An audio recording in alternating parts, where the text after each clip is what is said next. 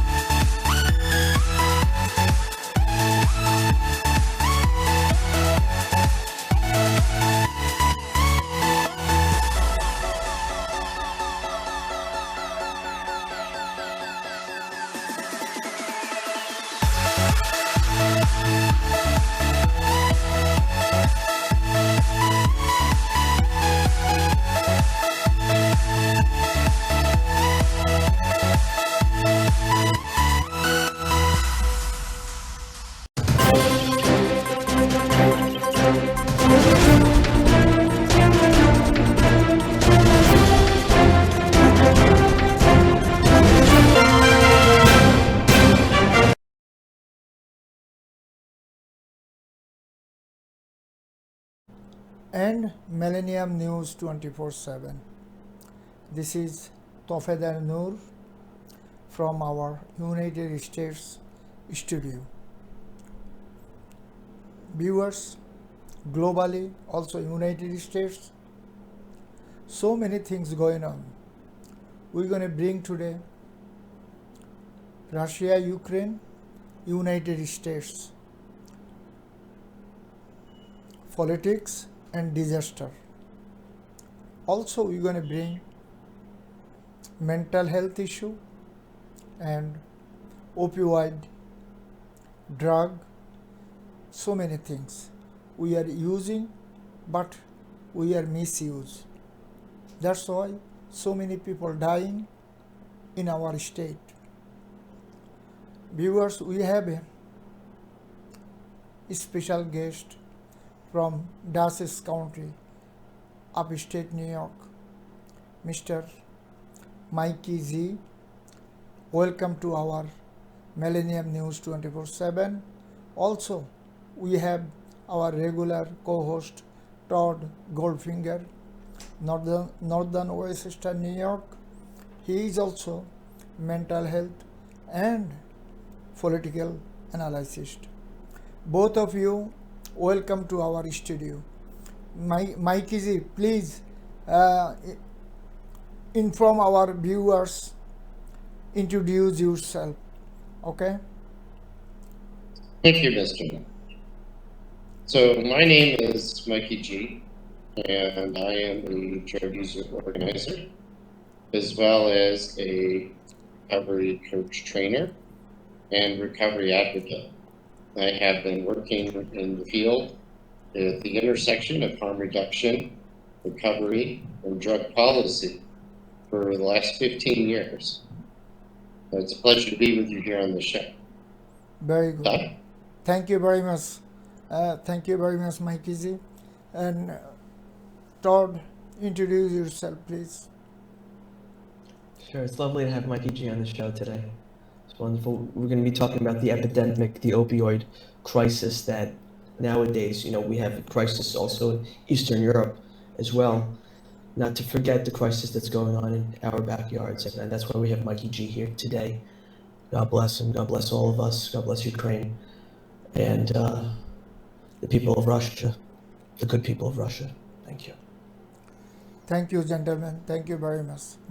Viewers, first we're going to go Eastern Europe, Ukraine and Russia, United States.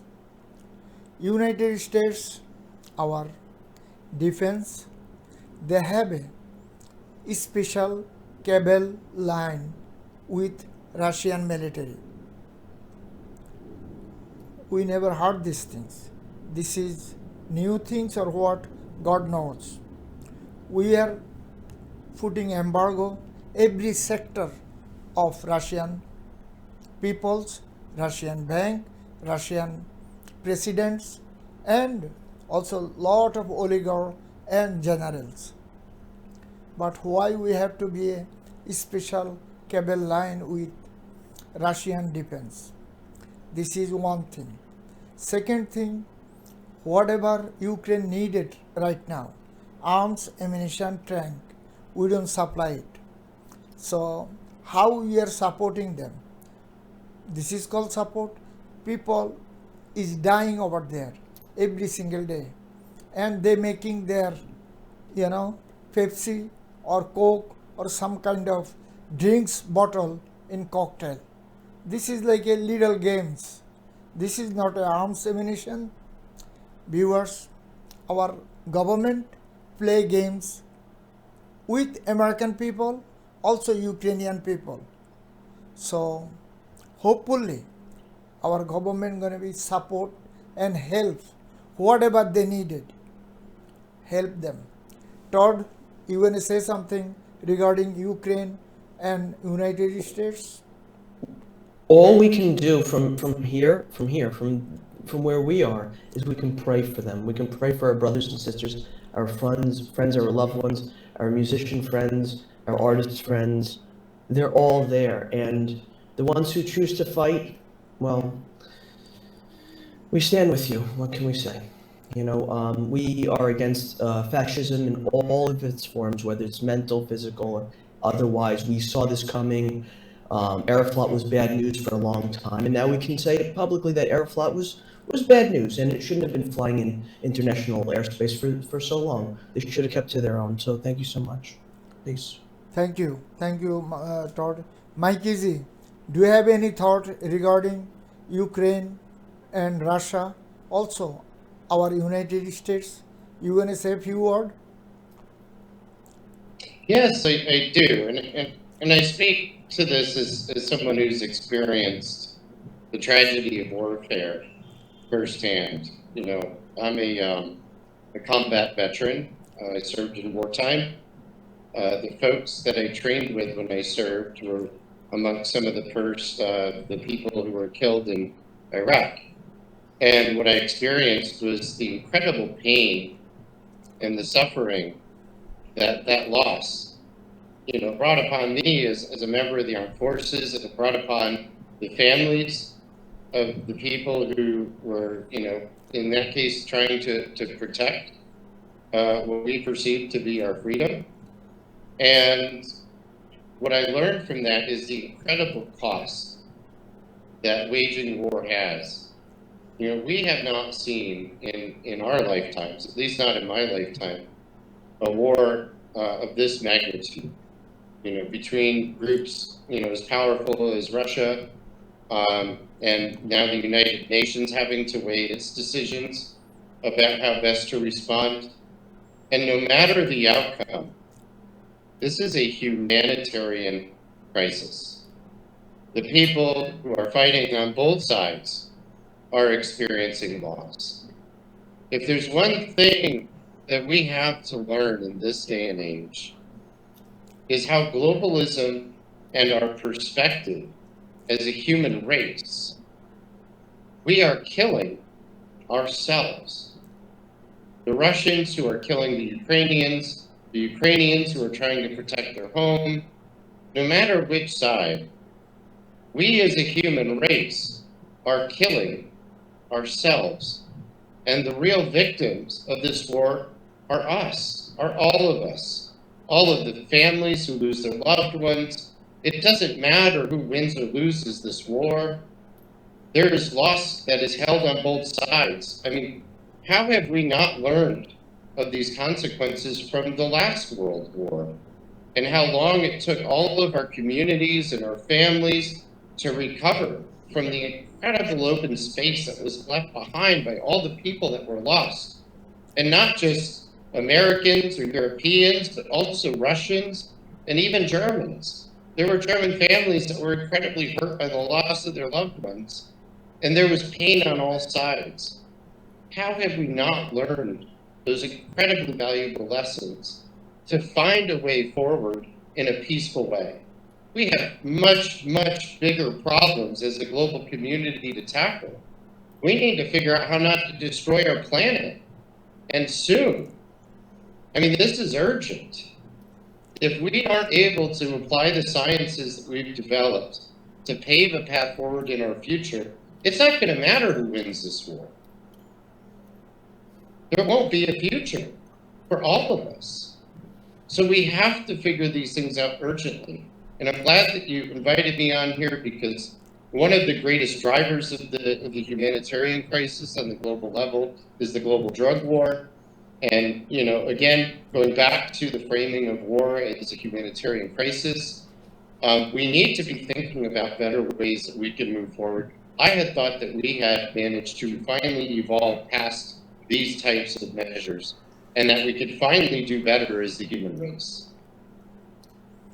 Amen. Thank you very much. Thank you. Todd, floor is yours. Floor is yours. Okay? It was amazing what Mikey G just said. And if you're watching this on YouTube, go back and listen to it a second time and a third time, because you really need to hear that message that Mikey G just said. That's what I have to say. Thank you. Thank you for being on the show, Mikey G. It's a blessing and an honor. Thank you. You can ask him regarding the drug addicted. Opioid. Exactly. Go Exactly. Ahead. Go ahead. Exactly. So, Mikey G, what can you tell us about what's going on today in America, in today's America, with the opioid crisis and epidemic? Thank you. Well, to begin with, I think that the crisis has been a little bit misleadingly named. You know, we call it the opioid crisis because the current adulterant in the drug supply is fentanyl or other analogs of fentanyl, which are incredibly potent. As time has gone on, other chemicals will emerge and have emerged that pose equal threats. And the reason for this crisis is the lack of a safe supply. People are not able to know what's in the drugs that they're buying. They don't know how potent those drugs are or how they can use them safely. And this lack of basic consumer protections and human rights has led to one of the single largest genocides in our history. The American drug war, and I must be clear, this is a man-made disaster. It's a disaster of public policy that was created with the intention of disproportionately hurting specific communities for political gain. It is an act of warfare. Must be stopped.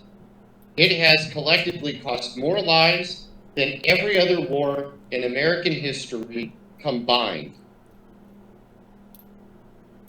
Just imagine for yourself the Philadelphia Eagles Stadium filled to the brim, packed. Let's say it's a Super Bowl Sunday, packed, every seat in the house filled. Just imagine that amount of people and more disappearing from the planet every single year. That is the level of sustained trauma that we in American drug-using communities are faced with. I have buried more than 50 of my close friends.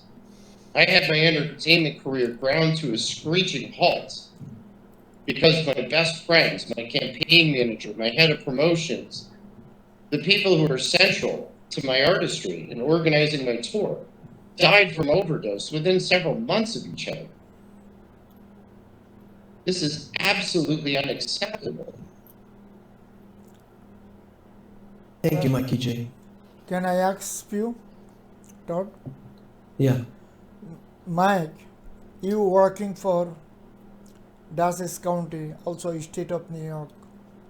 Could you tell us, our viewers, how many people every year dying regarding this opioid, oxycontin, fentanyl user? Well, that data is now a little bit conflated, just to be clear. We've lost in the past year, like in 2020, for example, We lost over 100,000 people to preventable overdose. However, it's not just people who are using prescription or illicit opioids. We're also finding fentanyl in crack cocaine. I have a really close friend of mine who overdosed and luckily survived, but after 6 months in a coma is now having to learn how to talk and walk again because she was smoking crack cocaine that was laced with fentanyl. We have crystal methamphetamine that is laced with fentanyl.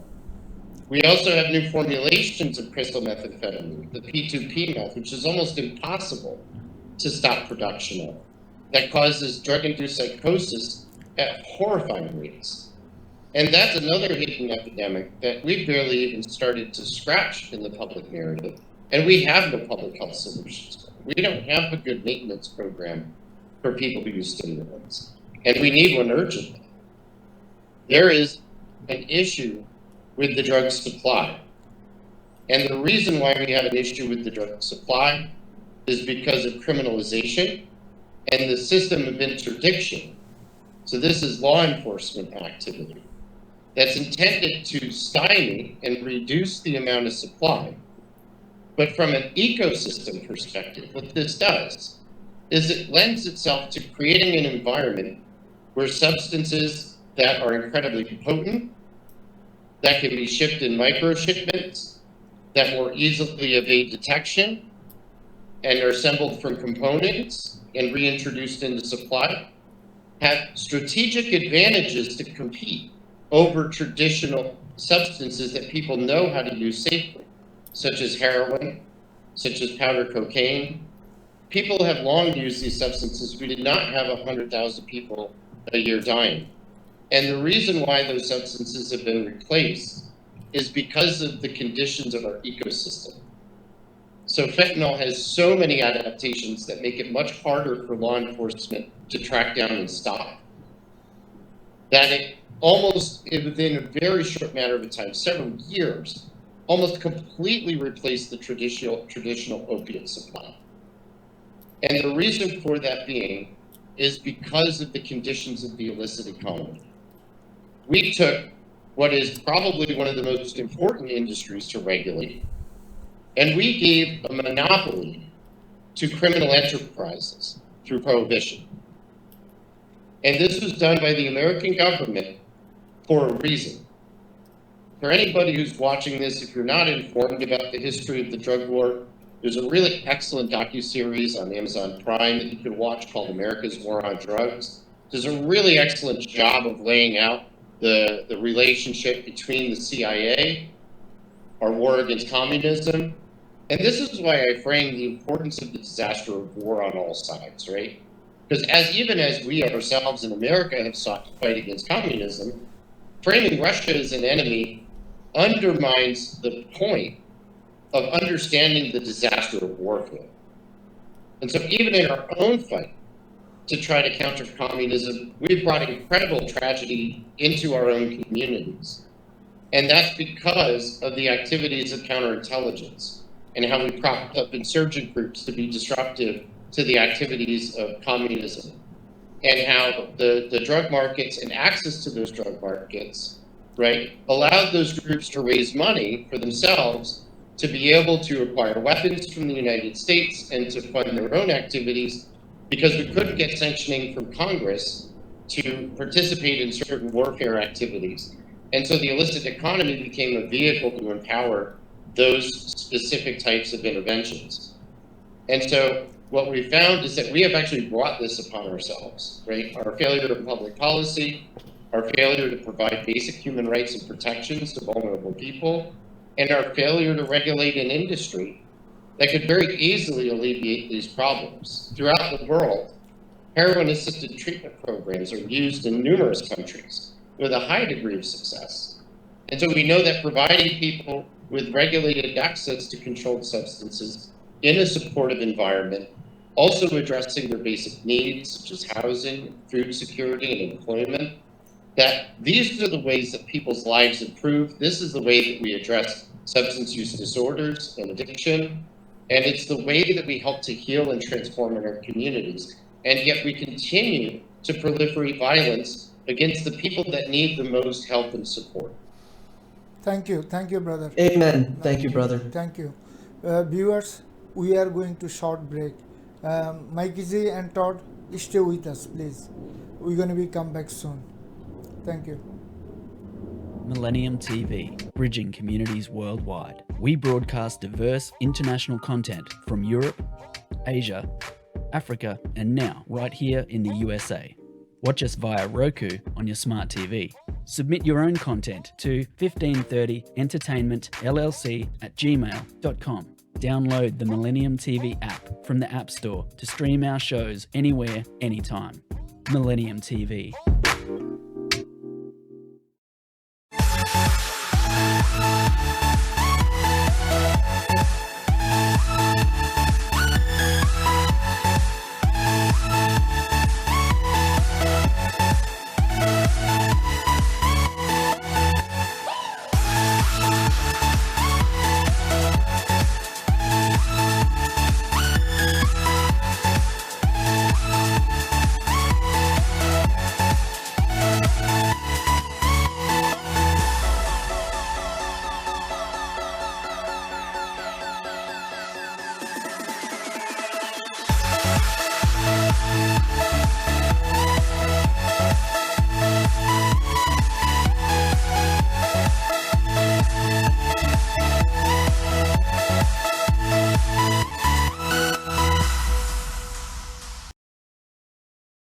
Viewers, we are back again. Today's America, Millennium News 24/7. We are talking about today our health, wealth, and drug lawyer.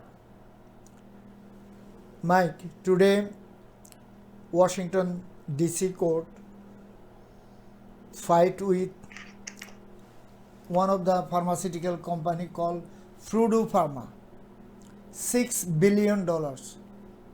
But this $6 billion going to be all family in America who suffer opioid or who died opioid. Do you think they're gonna give this $6 billion to opioid activities? Well, I can say this. There is a very high degree of public will to see responsible decision making done with this money. I will also say that in our history, we've also seen failures by the government to be responsible in its use of these types of funds. You could look at the history of the tobacco settlement as an example. They had states who were literally giving the money from the tobacco settlement out to tobacco farmers, if that could even be believed. I was one of the named victims on the Purdue lawsuit when they went into bankruptcy court. And I have to say that, when the case was tossed out in appellate court, I had at that point lost virtually any faith that I had remaining in the American justice system. Because I knew at that point that the chance of any victims ever receiving any direct compensation for their suffering from Purdue Pharma, me being also one of those people, I had to serve time in prison, following an addiction that started with a prescription of my doctor. I fell 35 feet and I shattered my wrist and my dominant hand, fell backwards out of a window, and I didn't have health insurance. And I had to work on that broken hand for years, while living homeless most of that time, before I could even get into a doctor to have my hand repaired from 2006 to 2008. And by the time I got it repaired, it needed a pretty serious kind of surgery. So I was prescribed opioids, and I struggled with them, and the way that my doctor just cut me off from the medication, and they didn't make any referrals to any type of treatment. They treated me like I was some type of a miscreant for even asking them for medication when I was dealing with dependency. It really made me feel worthless as a human being. And that kind of set the stage for me to really struggle, on my own, because now I had to go out to the street to find ways to resolve my dependency. See, not everybody has the kind of the iron type of willpower that people are presumed to have, when coming off of these types of medications. It's incredibly difficult. I'm a pretty resourceful and a resilient person, but even I struggled. And I got arrested, and I was incarcerated, and I had felonies placed on my record that have changed my life almost permanently. I'm still fighting with the Connecticut judicial system to grant me a pardon. I have an application that I've been trying to file with them since October of 2020. Just to have my charges removed. It's been a decade since I was last arrested for anything. I work in public service. I've passed laws and created entirely new public health programs like fentanyl testing. You would think somebody like myself would be an exemplary candidate, yet they've created such incredibly bureaucratic processes to be able to address some of these harms. I'm lucky I lived in a state where I even have those options. Many people live in states that don't have any options. I'm working on passing a bill now called Treatment Not Jail here in New York that will hopefully reform our drug court system. Because of accepting help going through a drug court, I had to accept having multiple felonies on my record that have stayed with me and will be with me for the rest of my life without a pardon. I can't ever cross the border to go back to Canada to visit my family. I may or may not even be able to get a license to practice social work when I finish my master's next semester. During the pandemic, I'll never be able to receive pandemic assistance because I have a felony on my record, which disqualifies me for life. So any business that's led by somebody who's directly impacted, like many recovery community organizations are, if they have a felony when they apply for help, they're going to be categorically denied, even in the midst of a public health disaster where hundreds of thousands of people are dying. There are no options. So the cascade effect of the disaster of these public policies is overwhelming. And so it should be no surprise that 100,000 people a year are dying. And if it wasn't for harm reductionists going out and breaking the law to distribute naloxone, when I started volunteering at the local syringe exchange program, it was still considered a felony to possess and distribute naloxone in 2011. We had the police, because somebody had died in the Cumberland Farms bathroom next door with a naloxone kit on them, trying to charge me and the other volunteer who were working at the exchange with accessory to murder for providing this guy a life-saving antidote. Notwithstanding the fact that he wasn't successful at doing that. But that was the current belief, because this was a controlled substance. It took people breaking the law in order to change how we do business. Now it's widely accepted. When I walked into the State House in Rhode Island with a backpack full of fentanyl test strips, it was still considered to be a misdemeanor. I could have gotten charged for every one of those test strips, but I had to have some courage to walk in there and give these things out to people and testify. Like, isn't this crazy that this is a crime? Testing. The first thing we learned from the pandemic was the first step to trying to contain an epidemiological outbreak with science is widespread testing. This is widely accepted in the scientific community. The first step is testing. And yet testing is still criminalized in the vast majority of states, even after getting federal funding approval from Samsung. So we have so far to come. That's right. You are 100% Thank you, right. Mikey G. So many pharmaceutical company, they hire the lobbyists, Senate, Congress, White House, State House, State Governing House, even Mayor House. So pharmaceutical company have to be tight, and our political system, lobbyist system have to be closed. Otherwise, United States is going to be mess. Like a Purdue Pharma from Connecticut, a small state of Connecticut, they making oxycodone, they making fentanyl, they're making all kind of drug addicted medicine. So every state they have a pharmaceutical company. Also some coming from outside of the country. This is federal government job. So if they're not going to stop these things, our citizens, our brothers and sisters, every day we are going to be victim and we're going to be died. So how we can stop, Mike?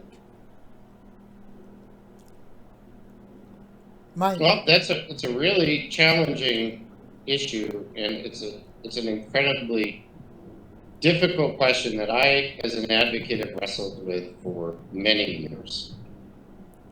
And the challenges are so much deeper than just the bad actors, right? There's a couple of really good resources. Brian Hampton, a good friend of mine, put out a book that gives a really good inside look of what happened with the ad hoc victims committee in the judicial process in bankruptcy court. So there's a massive loophole that needs to be closed through bankruptcy. That is not an isolated occurrence. I'll use the example of the group home that I was placed in when I was 12. The people who ran that facility ritually and routinely sexually assaulted the young men who were living there, were predominantly from communities of color. Most of them were taken from their parents because of drug use and criminalization. And there were almost 100 named victims. And I'm sure that there were more who did not come forward. And this was all covered up by the Archbishop of Norwich, the Diocese of Norwich, Daniel Riley. And so they're using bankruptcy now to evade taking any responsibility for that. And so this is well known in the corporate sector that like bankruptcy court is a place where you can evade any sort of criminal responsibility, you can evade any type of personal responsibility. The third-party releases were certainly a big contribution or part of that problem. You want to understand how deeply embedded the pharmaceutical industry is in the American government, watch the documentary Dutchess. You'll actually see, if you watch very closely in episode 6, they used real footage from one of the demonstrations that me and my friends, as I was leading the Drug Users Union in Rhode Island, we went down and we planned this demonstration at the Guggenheim Museum down in New York City, where we smuggled in with, Dan Golden and Vocal New York and a couple of, activist groups, 400,000 prescriptions that had the words of the CEO of Purdue Pharma, Richard Sackler, written on them, which is exactly this, that OxyContin would be a blizzard of prescriptions that would bury the competition. And bury the competition they did. They did that better than almost anyone. They buried a lot of bodies. Or they didn't bury the bodies. They didn't have to bury the bodies. No, people like myself did, who had nothing and still have nothing, right? And it wasn't so much, I'm not putting all of the blame on the drug itself. It was the way in which Purdue Pharma pivoted. Instead of actually acknowledging that there may have been some issues with dependency with prescribing opioids, instead of taking responsibility and creating a safety net for people, getting people connected to medications for recovery like buprenorphine and methadone, and expanding access to these programs and keeping people connected to services. Instead, they doubled down and said there's no problem with our drug. We've got the science to prove it, which was totally flawed. And that it's the drug addicts. And they pinned it on drug users. They actually pinned it on their own customers, that they were the problem. And they used it to double down on harmful drug policies that furthered the drug war. And that's what resulted in this massive scale up of overdose death. We saw a drastic departure from the overdose death that was happening during the days of the pill mills, when all of that additional demand was burdened on the illicit economy, which already had a very constrained supply. The traditional heroin supply was largely dependent on either East Asian poppy fields or Middle Eastern poppy fields. And there's a very limited amount of supply. It's limited to the amount of crops you grow. It's limited to the time of year that the poppy flowers are producing the sap. And so there's only so much supply. So when they increased the total demand, and then they, leveraged the federal government with this messaging to implement PDMPs and cut patients off in mass, they caused an influx of new demand on the illicit economy that it did not have the resources sufficient to meet. And so that led to the product innovation that allowed for the fentanyl to overtake the entirety of the illicit economy for opioid users. And that's now virtually unilateral. And this happened at the beginning almost entirely against popular consumer demand. People liked the effects of heroin better. It had a longer half-life. It gave people a warm feeling of a hug, right? It had a different feel to it than the fentanyl did.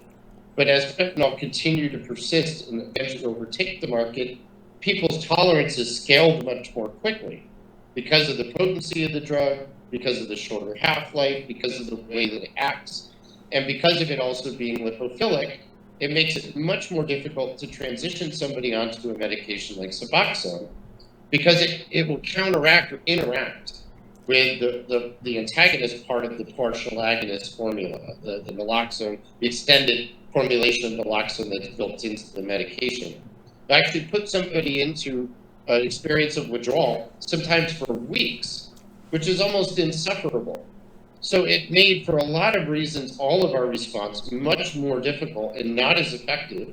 And that started with the decisions that the federal government made in response to the lobbying and the messaging of Big Pharma. And that was the activity that they needed to be held responsible for. The misinformation of the American public, the way that they interfered in our political system and influenced public health systems and laws, and then the predictable effect that that had in terms of increases in death that resulted from their actions and the way that they handled themselves and evaded responsibility at every single level. Even to this day, there's not one Sackler who's come forward and taken responsibility for what they did to the people whose families they hurt. They claim that they feel bad for those people, but they have not taken responsibility for that. And I think that is the greatest crime against the American public and against the world.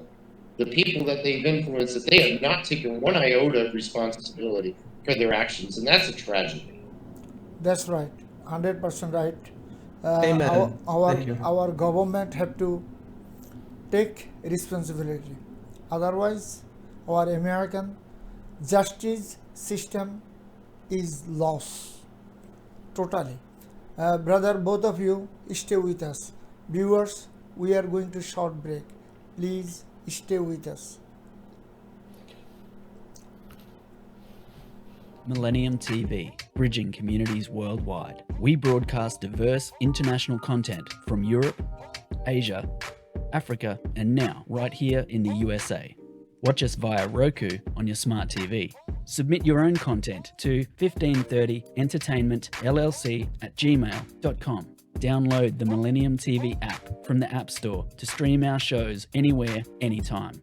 Millennium TV.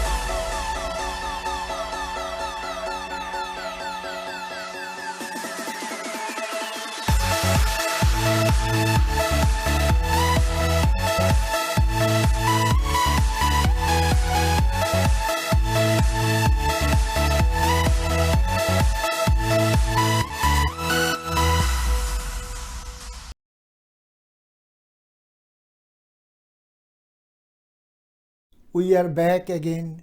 Today is America, Millennium News 24/7. Viewers, we are talking about drug, illegal drug, marijuana, so many things. Destroy our American family, American fair and faithful. So now, floor is our co-host, Todd Goldfinger. Please go ahead, Todd. Thank you, sir. Thank you. It's wonderful to have Mikey G on the show today. Just want to say marijuana has been proven not to be dangerous with certain people. As a matter of fact, it's actually a cure for depression, PTSD. It treats OCD, among other things. We're also learning about that the war on drugs that was started by Nixon, I believe. Was it Nixon? Yeah. Who started the war on drugs? It Nixon. was Nixon, right? He messed a lot of stuff up. Yeah. Anyway, so now here we are in, I believe it's March 3rd, 332022, and here we are talking with Mikey G about the opioid crisis epidemic in our backyard, and extremely deadly, killing hundreds of thousands of people a year. And we do also have, a war going on. There's a war going on in Eastern Europe as well. So there's a lot of stuff on the table that needs to be talked about. But here in our backyard, what we can do right now to alleviate our situation, so we can be advancing ourselves as human beings in the human race, and so we could be the most altruistic people you've ever seen. Mikey G, tell us about the wonders of alternative treatment and medicine. Thank you. Thank you, Todd. Well, I have to start by saying that, I wouldn't be alive today, and I certainly wouldn't have much of a quality of life to speak of if it wasn't for medical cannabis. And I was really fortunate to encounter one of the earliest states medical cannabis programs in 2006 at a place called Ocean Beach Dispensary in San Diego, California. I've been a patient now almost continuously for the last 15 years. And it's been one of the biggest assets in terms of my recovery. What we have here in America is a crisis in our values and a crisis of our beliefs. And this is informed by the education that many of us were given as we grew up in this country about what a drug is, what it does, and what it represents in our society. And we're starting to shift that narrative. Right? And that happened for me, and I'll share a personal experience because this story really highlights how profound this realization was for me. So it was early on in my days volunteering at the medical dispensary. I had a man come into the dispensary, and he was wearing, dark glasses. He had a seeing eye dog, and he was, kind of walking around, and he was blind. He had to be helped around by this seeing eye dog. So he comes into the dispensary. I had been living on and off the streets for a while, so I had learned a few things, and I had learned how to roll, so they had me rolling, joints for people when they would come in, like this gentleman who couldn't see. So he obviously needed some help. So they asked me to roll him a joint, so I did. And they were to remind me that I also needed to probably light it for him because he couldn't see. So I lit the joint for him, and I gave it to him. And I wasn't really paying close attention. This wasn't something that was out of the ordinary. So I was looking over, they had this aeroponics cloning system, which was very new at the time. I was just transfixed. It was probably one of the coolest pieces of technology I'd ever seen. If you've never seen plants being grown suspended in air, it's really cool. So I was kind of distracted. And something caught my attention out of the corner of my eye, and I looked over and I noticed the guy was petting his dog. And it didn't really occur to me as odd at first until I started to kind of follow with my eyes, traveled up his arm, and then I noticed his face, and he wasn't wearing his glasses anymore. And there was a space for a moment where there was some cognitive dissonance, and I couldn't figure out what it was that I was seeing. Mind you, I had just met this guy just a few moments earlier, and he was completely blind. Yet here was a man who had taken his glasses off and was looking at his dog. And it took a moment for me to realize that he was looking at his dog. And the other people at the dispensary must have saw the absolute look of astonishment on my face when I realized that this man who had walked in blind, could not see, had his sight restored by using cannabis.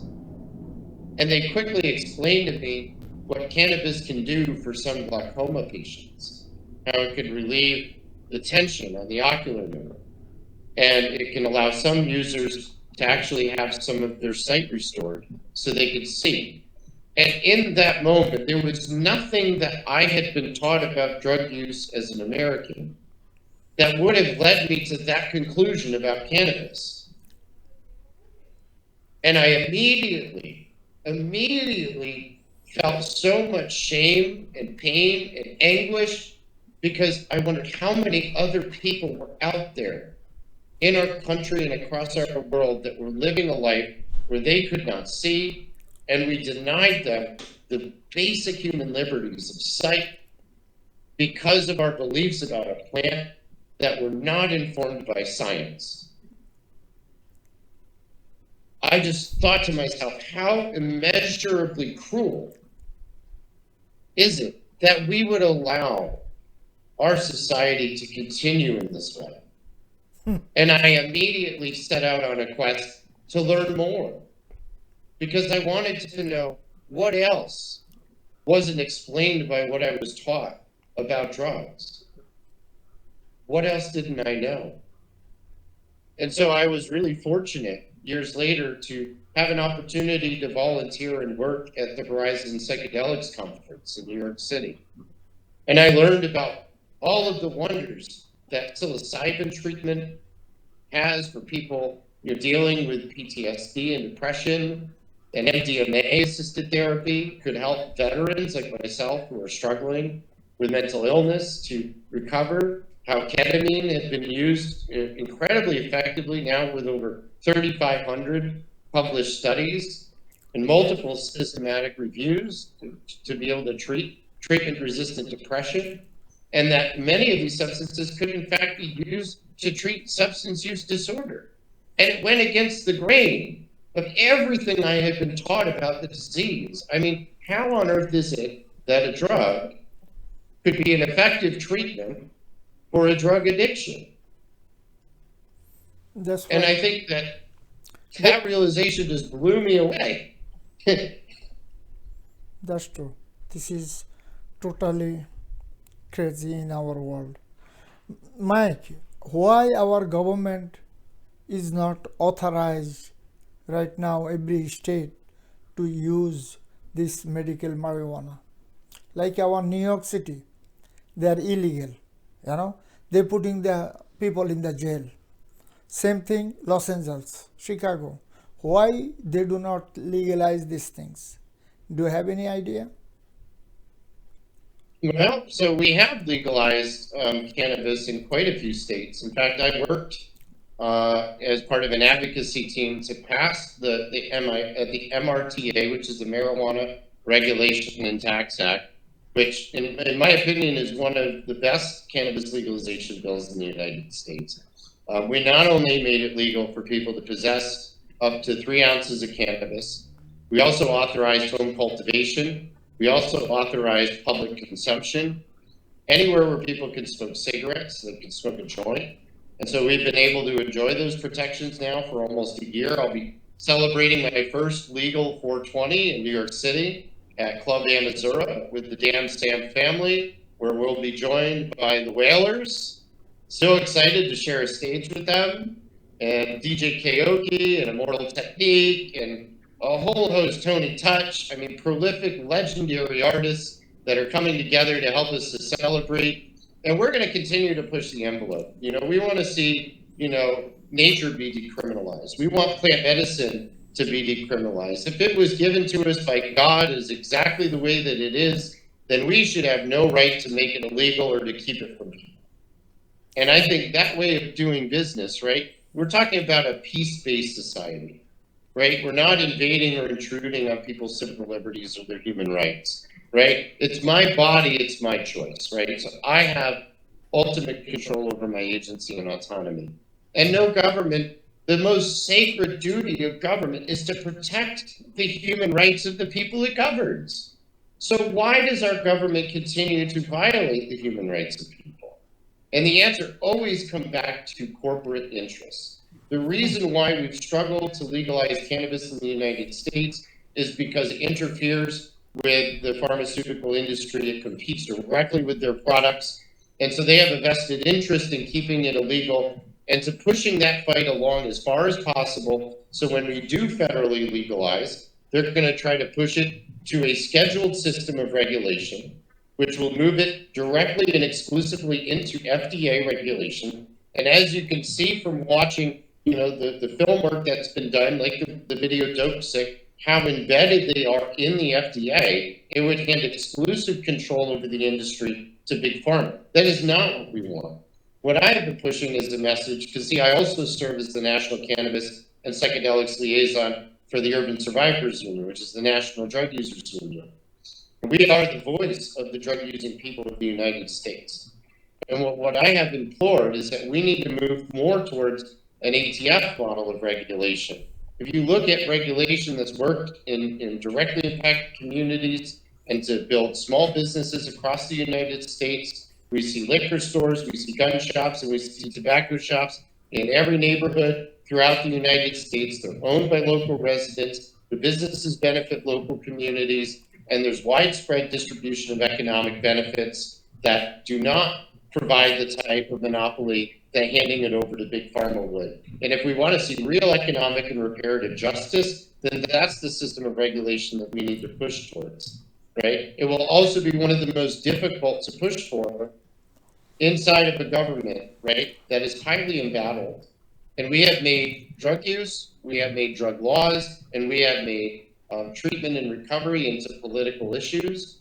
What I am imploring is that we not make them political issues. These are not partisan issues. These are human rights issues. These are issues of the solidarity of our democracy to be able to function as a free people, right? The bastion of freedom that we want to be to the world. How are we going to model that if we hand all the power of our communities and hand over all of the economic benefits of our free market system over to large corporations that are deeply embedded in the government? And so we need to be thoughtful about the message that we send. We need the allies in the Republican Party to work together with the Democratic Party to come up with solutions that are going to benefit small communities and that are going to benefit everyday people working in the United States. And we need those solutions to be grounded in scientific evidence. We need to listen to our scientific evidence. There's now robust evidence that has shown that all different types of controlled substances have benefits to human health. It's why people have used psychoactive substances for many hundreds of years. There's widespread history throughout human culture. I mean, gosh, all you have to do is look throughout like the plethora of artistic examples just here in the United States of famous people that use drugs that have made substantial cultural contributions to our history, right? It's inspiring. So why do we criminalize it, right? Because we're protecting the interests of the people in power. Those are the large corporations like the pharmaceutical industry that don't want the competition. They don't want a drug that they can't control and they can't put a patent on and have exclusivity, like the FDA exclusivity committee, rule out that anybody else can even produce it. And so that's how they're able to keep control. And what we need to do is we need to decentralize some of that system. We need to put limitations on campaign financing. We need to have transparency through campaign donations, and that way we know who's accountable to who. And we need to limit the power that was granted by Citizens United. I mean, that substantially moved us away from being able to have a free and unfettered democracy. Now that corporations are able to establish blocks and contribute in the ways that they do with virtually no accountability. And we need the federal government to hold campaign violations, fundraising violations accountable, right? There's never been a successful example of accountability in campaign finance violation processes in the entire history of the United States. That's a problem. Since 1970, from Nixon to as of today, every year they're talking about campaign finance in the Senate and Congress. They never pass. They never put on the floor. This is their politics. Todd, our time almost end today. Please say something to last word our viewers. If you have someone that's affected by the opioid crisis or someone in Ukraine, please pray. Thank you, Mikey G, for being on the show. I hope that you're going to be a friend of the show to come on frequently or as often as we can get you. Love you, keep you safe. Ukraine, we love you, keep you safe. Peace be with you, and please try to have a pleasant tomorrow. Thank you. Thank you very much. Mikey ji, our last word, please. For those of you out there listening, just have hope. You know, when we come together, when we're able to put aside the more nominal differences and think about our future, that's when humanity rises to the occasion. You know, we have the ability to change the way that we operate at a global level.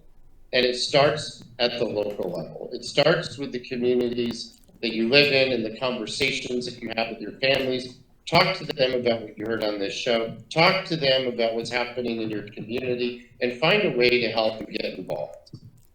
Thank you very much. Thank you. Viewers, we are talking about today healthcare.